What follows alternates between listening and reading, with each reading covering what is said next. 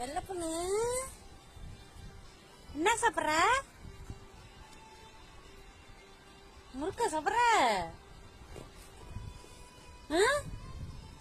முறுக்கு சாப்பிட்றியா? முறுக்கு நல்லா இருக்கா? நல்லா இருக்கா?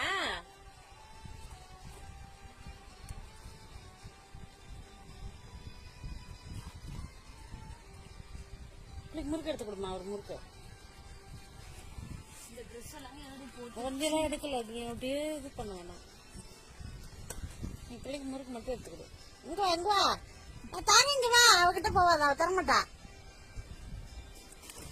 அவ வாங்கிட்டு வந்து பிடிக்க திங்கிற கேஸ். அவகிட்ட போய் நீ முறுக்கு கேக்குற இல்ல?